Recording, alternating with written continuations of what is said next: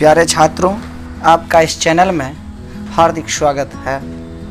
आज मैं class 12th का बायोलॉजी लेकर के आया हूँ। जो छात्र इस बार क्लास 12th का बिहार बोर्ड का एग्ज़ाम देने वाले हैं, उनके लिए बहुत ही बेहतर साबित होगा और यह अध्ययनरत उन छात्रों के लिए है जो 2022 में बिहार बोर्ड का एग्ज़ाम देने वाले हैं। तो चलिए हम जो है आपके बायोलॉजी का पहला चैप्टर रिप्रोडक्शन इन ऑर्गेनिज्म, जीवों में जनन, ठीक है, तो इस चैप्टर का ऑब्जेक्टिव क्वेश्चन देखते हैं, क्योंकि ऑब्जेक्टिव क्वेश्चन परीक्षाओं में बहुत ही अंदर से निकाल करके पूछा जाता है। तो इसके लिए छात्रों को बहुत ही मेहनत करना पड़ता है। इसलिए मैं सोचा कि जीवों में जनन इस चैप्टर का ऑब्जेक्टिव छात्रों को प्रोवाइड करूं। तो चलिए शुरू करते हैं।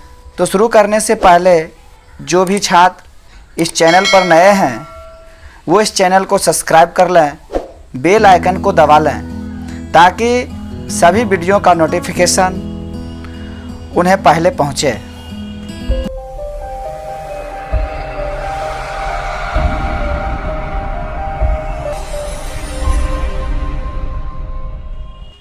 तो आपका ये चैप्टर जो था रिप्रोडक्शन इन ऑर्गेनिज्म, उसका फर्स्ट क्वेश्चन है अंडाणु बनने की विधि को कहते हैं। देखिए, अंडाणु जो बनता है उस विधि को हम क्या कहते हैं? तो ऑप्शन ए है अंडजनन, बी में है अंडाशय, सी में है अंडोत्सर्ग और डी में है मादा जनन। तो देखिए, अंडाणु बनने की विधि को हम कहते हैं अंडजनन, इसलिए आपका सही आंसर होगा अंडजनन। तो ऑप्शन नंबर ए जो है इसका सही आंसर होगा। नेक्स्ट क्वेश्चन है 2 नंबर, शुक्राणु बनने की क्रियाविधि को कहते हैं। देखिए, शुक्राणु बन रहा है उस विधि को हम क्या कहते हैं? तो ए नंबर ऑप्शन है शुक्राणु जनन, बी में है मादा जनन, सी में है युग्मक जनन और डी में है अंग जनन। तो देखिए, शुक्राणु बनने की विधि को हम कहते हैं शुक्राणु जनन, इसलिए आपका ऑप्शन नंबर ए जो है वो सही होगा। क्वेश्चन नंबर 3 है अलैंगिक जनन में कितने जीव भाग लेते हैं? ऑप्शन कह रहा ए, बी में कह रहा 2, सी में कह रहा 3 और डी में कह रहा 1 भी नहीं।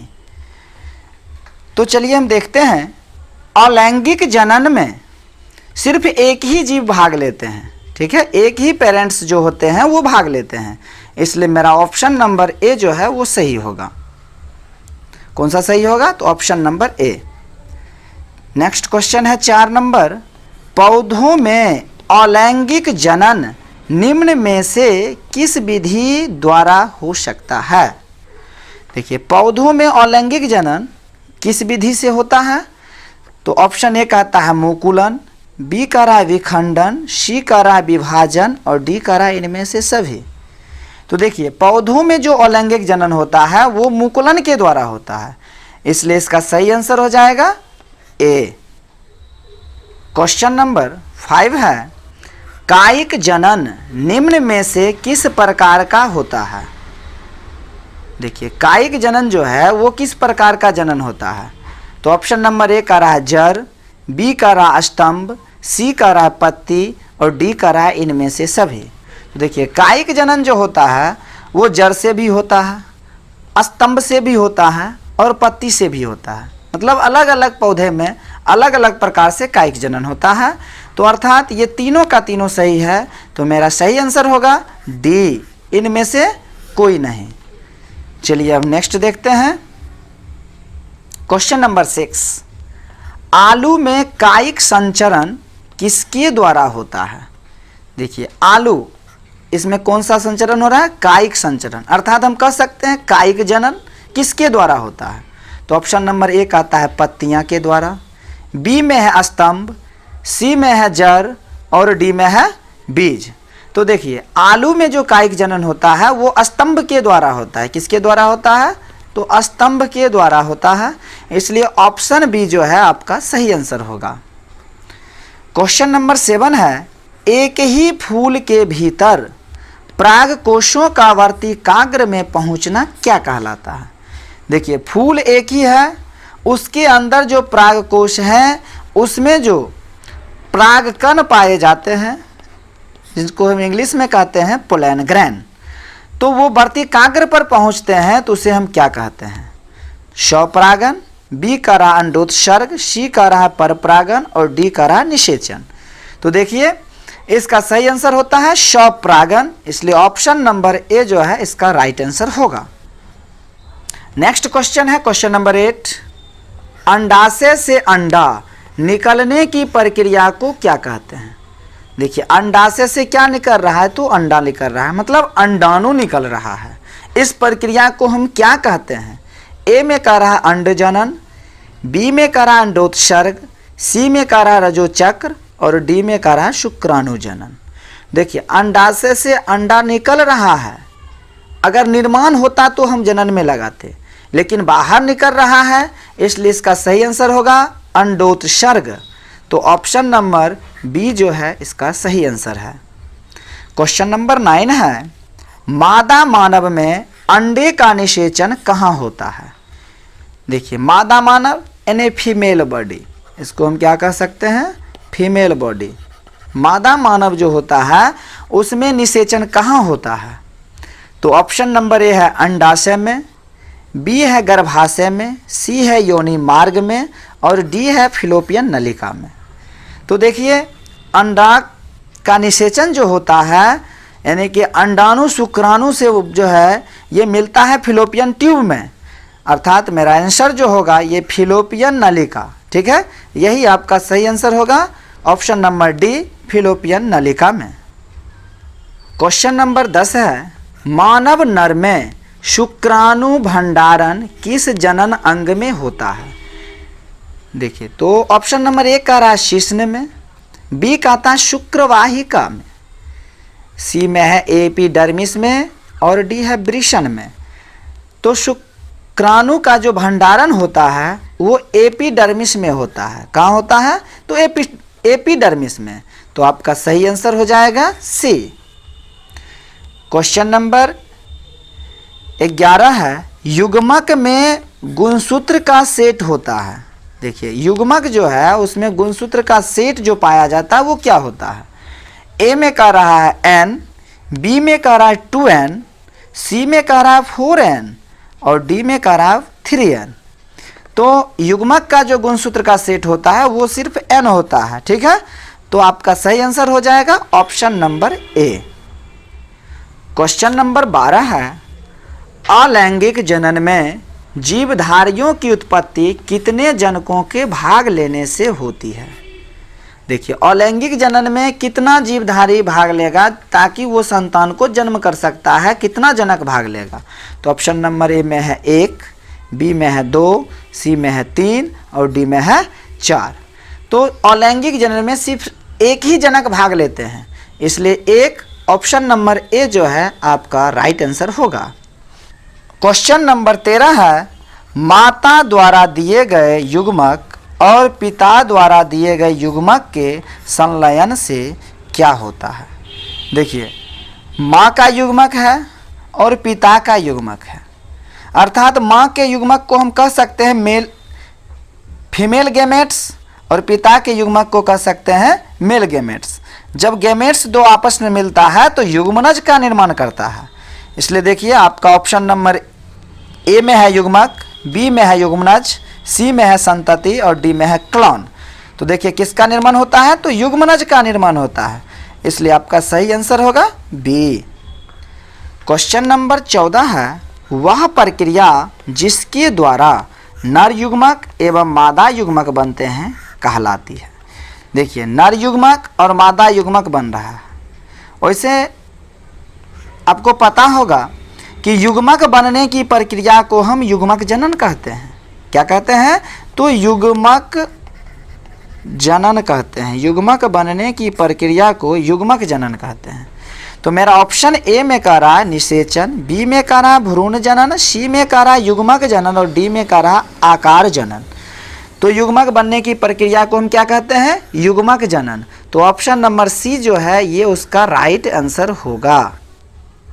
क्वेश्चन नंबर 15 है, 3 परत वाली संरचना जिसके अंदर नई गुहा आदि यंत्र बन गई होती है कहलाती है। इसको आप कर लीजिएगा कहलाती है, ठीक है, ये मिस्टेक से लिखा गया है,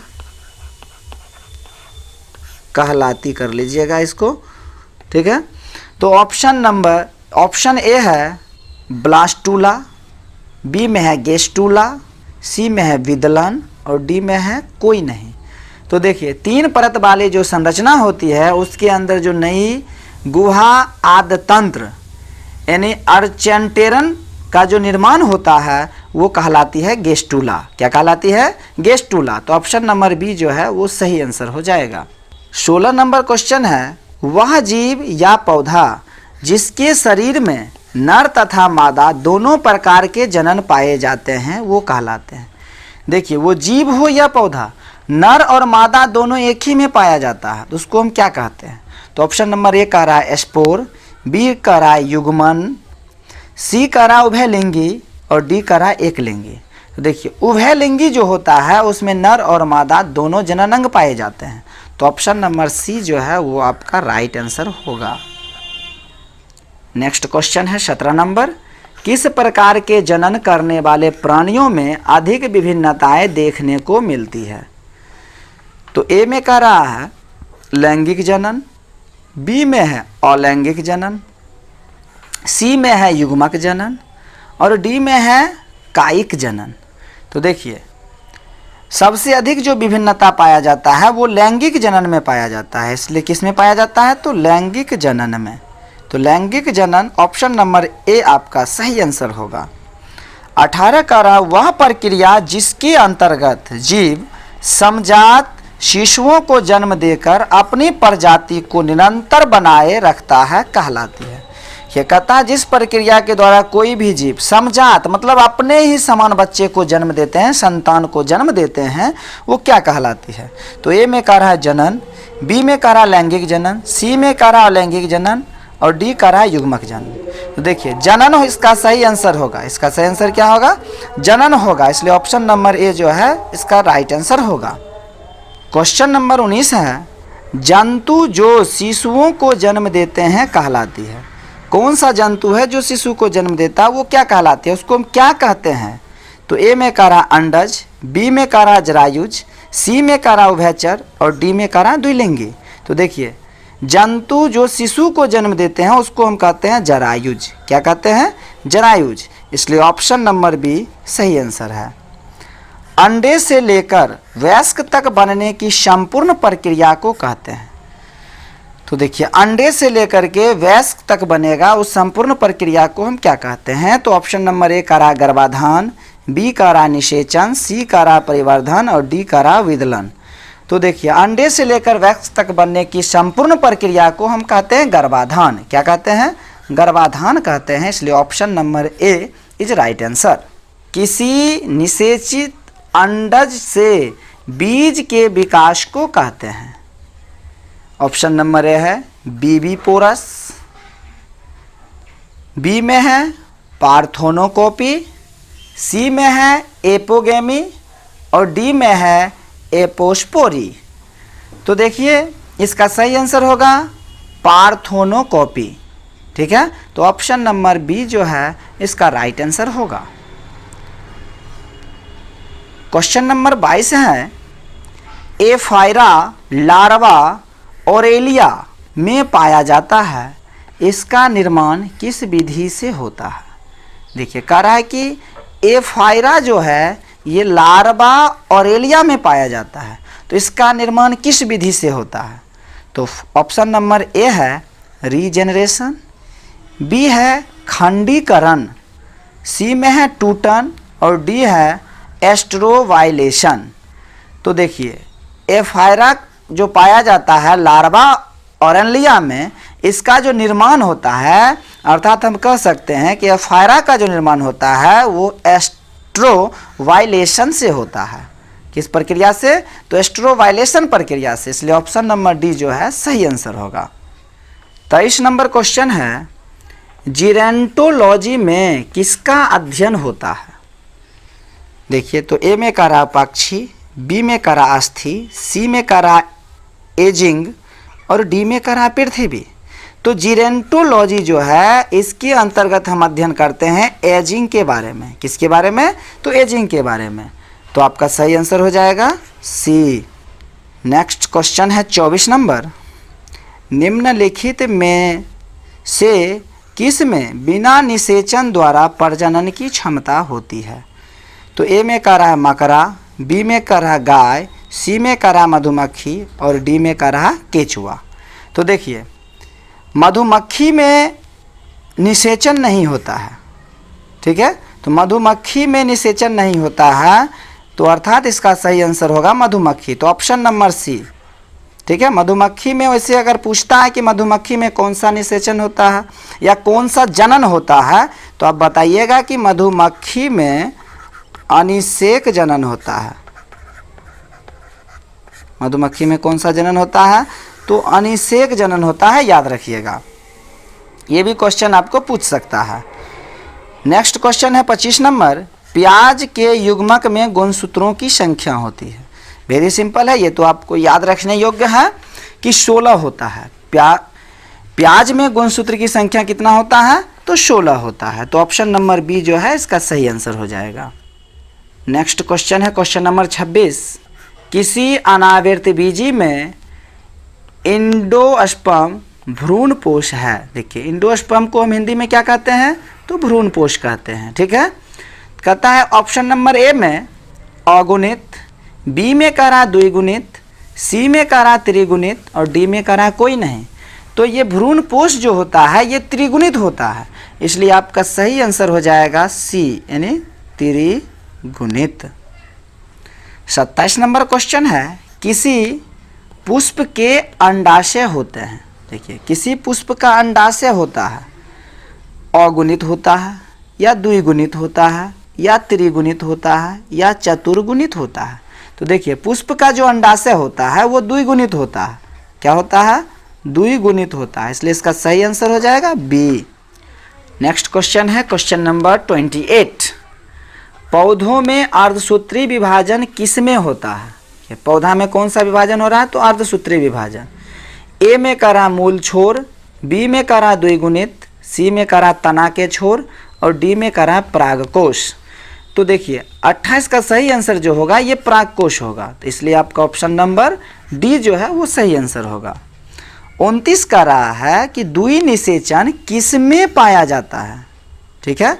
तो ऑप्शन नंबर ए है आवर्तबीजी, बी है अनावर्तबीजी, सी है टेरिडोफाइटस और डी है ब्रायोफाइटस, ठीक है। तो द्विनिषेचन जो होता है वो आवर्तबीजी में होता है, तो ऑप्शन नंबर ए जो है राइट आंसर होगा। चलिए अब हम आगे देखते हैं क्वेश्चन नंबर 30, निम्नलिखित में से किसका परागण जल द्वारा होता है? ठीक है, यानी कि वाटर के द्वारा परागण हो रहा है। ए में कह रहा है ऑक्जेलिस, बी में कह रहा है कोमेलिन, सी में कह रहा है जोस्टेरा और डी में कह रहा है वायोला। तो देखिए, जोस्टेरा जो है ना इसमें जल परागण होता है, इसलिए ऑप्शन नंबर सी जो है सही आंसर होगा। 31 नंबर क्वेश्चन है, पिस्टिया में कायिक प्रवर्धन किसके द्वारा होता है? देखिए, पिस्टिया में कायिक प्रवर्धन हो रहा है, तो ऑप्शन नंबर ए कह रहा है एस्टोलोन, बी में कह रहा ऑफसेट, सी में कह रहा शकर और डी में कह रहा है रनर। तो पिस्टिया में जो कायिक प्रवर्धन होता है वो ऑफसेट के द्वारा होता है, तो ऑप्शन नंबर बी जो है इसका सही आंसर होगा। नेक्स्ट क्वेश्चन है 32 नंबर, घरेलू मक्खी के मीलोसाइट्स में गुणसूत्र की संख्या होती है। देखिए, घरेलू मक्खी में गुणसूत्र की संख्या 12 होती है, तो ऑप्शन नंबर बी जो है सही आंसर होगा। निम्नलिखित में से किस प्राणी में ओबो बीवी होता है? ठीक है, ए नंबर ऑप्शन है मुर्गी, बी में कह रहा है प्लेटिपस, सी में कह रहा है राइटल सर्प और डी में कह रहा है रोहू। तो देखिए राइटल सर्प जो होता है इसमें जो है ओबो बीवी पेरेटी होता है। तो ऑप्शन नंबर सी जो है आपका सही आंसर होगा। 34 नंबर क्वेश्चन है, पार्थेनोजेनेसिस पाया जाता है। देखिए पार्थेनोजेनेसिस किस में पाया जाता है? तो ऑप्शन नंबर ए है स्पोरोस्टी एवं रेडिया लार्वा में, बी में है एक्सोलोटल लार्वा में, सी में है सरकेरिया में और डी में है मीरासीडियम में। तो देखिए पार्थेनोजेनेसिस जो होता है वो स्पोरोस्टी एवं रेडिया लार्वा में पाया जाता है। तो ऑप्शन नंबर ए जो है वो आपका सही आंसर होगा। 35 नंबर क्वेश्चन है, यदि नर आकारिकी में मादा से भिन्न हो तो उसे हम क्या कहते हैं? देखिए नर आकारिकी किससे भिन्न होगा? मादा से, नहीं फीमेल का जो आकारिकी है वो मादा से भिन्न है। ठीक है, अर्थात नर मादा से भिन्न है तो मादा भी नर से भिन्न होगा। तो हम ऑप्शन देखते हैं। तो ए कह रहा है हेटेरोगेमी, बी कह रहा है होमोगेमी, सी कह रहा है लैंगिक द्विरूपता और डी कह रहा है हार्मोनोडायटिजिंग। तो देखिए लैंगिक द्विरूपता होगा। क्या होगा? लैंगिक द्विरूपता। तो ऑप्शन नंबर सी जो है इसका राइट आंसर होगा। नेक्स्ट क्वेश्चन देखते हैं, क्वेश्चन नंबर 36, पीडोजेनेसिस किस लार्वा में पाया जाता है? ठीक है, ए में कह रहा है टीनिया, बी में कह रहा है फेसियोला, सी में कह रहा है राना और डी में कह रहा है तितली। तो देखिए पीडोजेनेसिस जो है वो फेसियोला में पाया जाता है। तो ऑप्शन नंबर बी जो है इसका राइट आंसर होगा। 37 नंबर क्वेश्चन है, इसमें तिर्यक द्विखंडन पाया जाता है। कि तिर्यक द्विखंडन किस में पाया जाता है? ठीक है, तिर्यक द्विखंडन। तो ए में कह रहा है मोनोसिस्टिस, बी में है प्लाज्मोडियम, सी में है प्लेनेरिया और डी में है सीराटियम।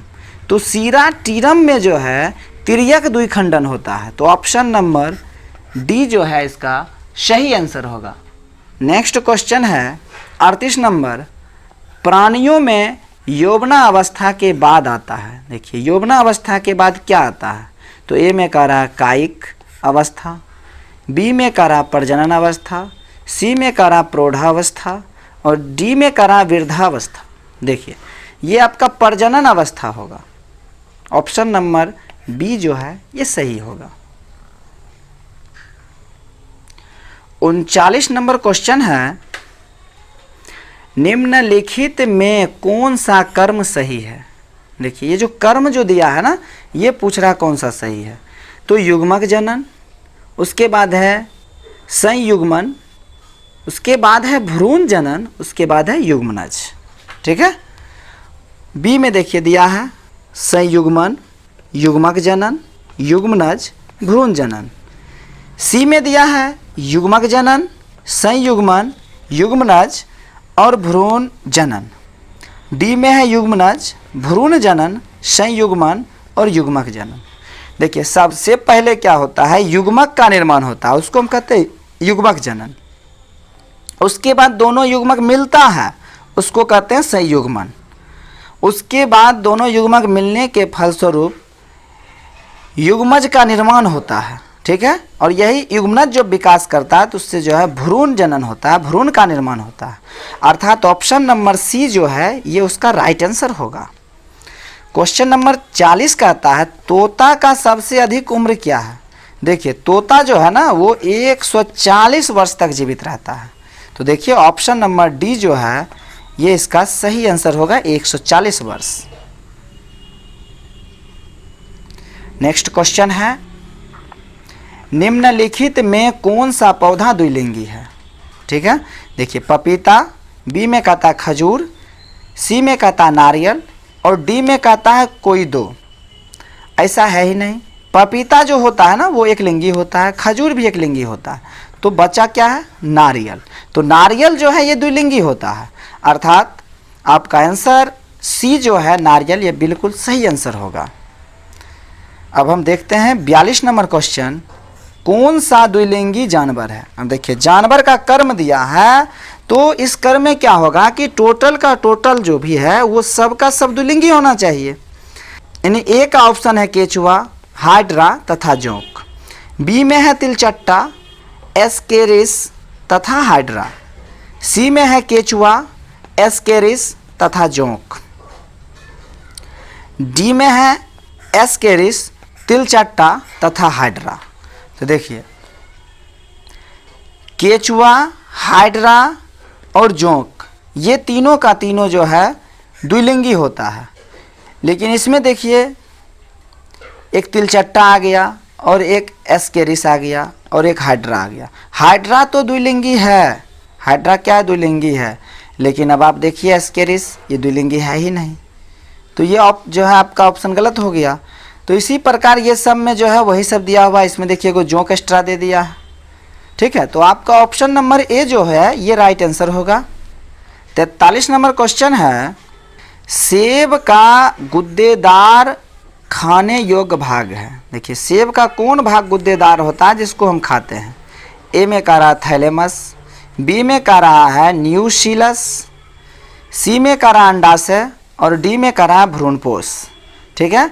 तो ये जो है थैलेमस ये सेब का गुद्देदार भाग होता है जिसे हम क्या करते हैं? तो खाते हैं। तो ऑप्शन नंबर ए जो है इसका राइट आंसर होगा। क्वेश्चन नंबर 44 है, साइकस में परागन होता है। देखिए साइकस में कौन सा परागन होता है, किस अवस्था में होता है? तो ए में कह रहा 3 कोशिकीय अवस्था में, बी में कहता है 4 कोशिकीय अवस्था में, डी में कहता है 2 कोशिकीय अवस्था में, सी में कहता है 2 कोशिकीय अवस्था में और डी में कहता है 1 कोशिकीय अवस्था में। तो साइकस में जो परागन होता है वो 3 कोशिकीय अवस्था में होता है, इसलिए ऑप्शन नंबर ए जो है आपका सही आंसर होगा। क्वेश्चन नंबर 45 है, निम्न में से किस पत्ती के अग्रभाग द्वारा जनन होता है? ए में है वॉकिंग फॉर्म, बी में है स्प्राउट लीफ पौधा, सी में है मार्केसिया और डी में है मॉस।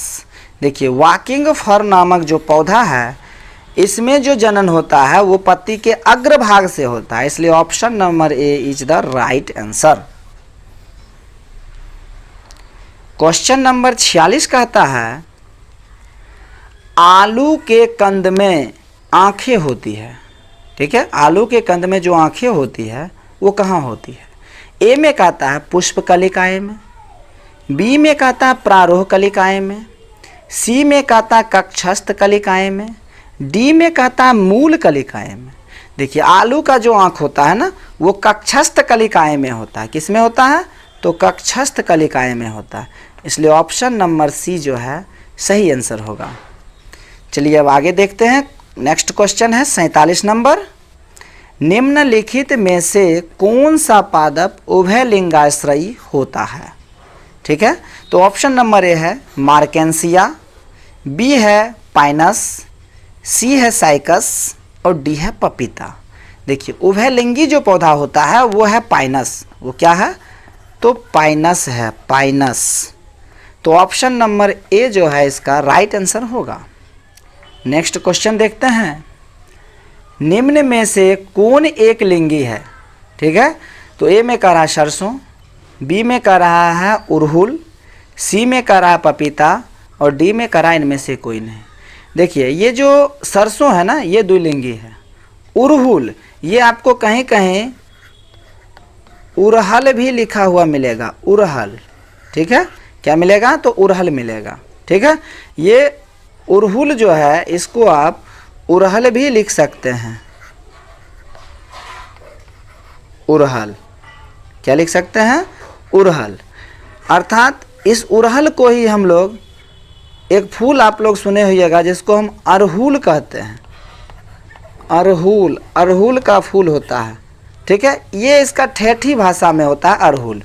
लेकिन आप देखिए इसका उरहल या उरहुल, उसके बाद है पपीता। देखिए पपीता जो है ना ये एक लिंगी होता है, इसलिए ऑप्शन नंबर सी जो है आपका सही आंसर होगा।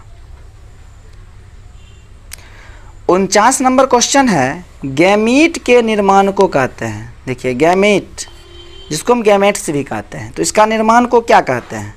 ए में कह रहा है साइटोकाइनेसिस, बी में कह रहा है गैमीटोजेनेसिस, सी में कह रहा है एस्पोरोजेनेसिस और डी में कह रहा है मियोसाइट। तो देखिए गैमेट्स का निर्माण हो रहा है, किसका निर्माण हो रहा है? तो गैमेट्स का। तो गैमेट्स के निर्माण को हम कहते हैं गैमेटोजेनेसिस। तो ऑप्शन नंबर बी जो है सही आंसर होगा। क्वेश्चन नंबर 50 है 50, अंड प्रजक है। देखिए अंड प्रजक का मतलब होता है अंडा देने वाले। तो ए में है मुर्गी, बी में है सांप, सी में है मगरमच्छ और डी में है इनमें से सभी। देखिए मुर्गी भी अंडा दे रहा है, सांप भी अंडा देता है और मगरमच्छ भी अंडा देता है, अर्थात तीनों का तीनों ऑप्शन सही है। इसलिए हम देखते हैं ऑप्शन नंबर डी में लिखा हुआ है इनमें से सभी, तो यही इसका क्या हो जाएगा? सही आंसर हो जाएगा। चलिए अब हम देखते हैं क्वेश्चन नंबर लास्ट यानी 51। निम्नलिखित में से कौन जंतु उभयलिंगी नहीं है? देखिए कहता है फीता कृमि, केचुआ, सी में है घरेलू मक्खी और डी में है जोंक। देखिए ये जितना है फीता कृमि, केचुआ और जोंक, ये सब जो है उभयलिंगी है, लेकिन एक ही है घरेलू मक्खी, ये उभयलिंगी नहीं है। इसलिए इसका सही आंसर क्या हो जाएगा? ऑप्शन नंबर सी जो है घरेलू मक्खी, यह इसका सही आंसर होगा। तो चलिए आशा करता हूँ कि आपको यह वीडियो बहुत ही अच्छा लगा होगा। तो आप लोग लाइक और कमेंट ज़रूर करें। इस वीडियो को देखने के लिए आपको बहुत बहुत धन्यवाद। तो अब मिलते हैं नेक्स्ट वीडियो में। धन्यवाद।